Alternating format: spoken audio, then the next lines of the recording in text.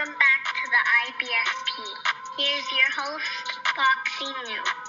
Canelo Alvarez did 520,000 buys. And look, let's break it down honestly and objectively as possible. And Jedi Goodman has come out and stated that the Canelo Alvarez Jaime Munguia pay-per-view estimates have come in. And it looks like, based on the TV numbers, the streaming numbers, and the estimates, that it looks like 520,000 pay-per-view buys. Now, Canelo Alvarez is doing this basically off the strength of his name, as Jaime Munguia has never headlined a pay-per-view before. Canelo Alvarez is the face of boxing, so these numbers are pretty good when you look at it, but they're not great. They're not overwhelming. They're not mind-blowing. They're not a million buys. But we live in an age where a lot of people steal streams. We live in an age where people want these massive crossover fights. So at the end of the day, these are great numbers for Canelo Alvarez. This also makes you understand that, how he's the face of boxing. Guys like Tank on a card by himself is doing no more than 200 to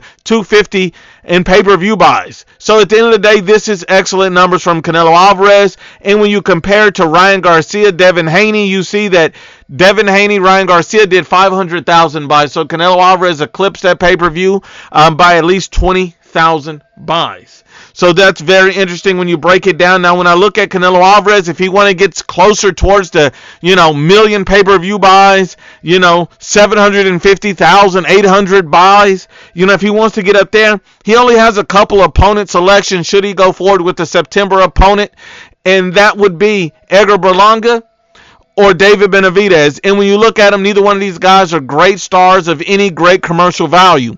But when combined with Canelo Alvarez, the David Benavidez fight seems to be the fight that everybody's asking for. If Canelo Alvarez moves ahead and fights Edgar Berlanga, that pay-per-view is likely not going to do great. We understand that people say there's a great Mexican-Puerto Rican rivalry, but with Edgar Berlanga, nobody believes in him. Even the Puerto Ricans don't believe in him. So, in my opinion, I think that pay-per-view bombs. It's not going to do great. It's going to look terrible. Canelo's going to carry it as always, but it's going to dip well below the 500,000 buy threshold because no one's going to want to pay for that. Now, with the David Benavidez would be a massive super fight, a mega fight, a fight that everyone's asking for, a fight that everyone wants. So that would be the fight that everyone would buy the pay-per-view, tune in for, and really support that. Hardcore fans, casual fans, this is the only fight that people truly want. I know a lot of people talk about a Canelo but Crawford fight. He's fighting in August, so it makes no sense that he would turn around and fight in September if Canelo turns around and fights in September. Now, if Canelo wants to hold out and wait for Bud Crawford or even fight 3 fights, then that's always an option down the line.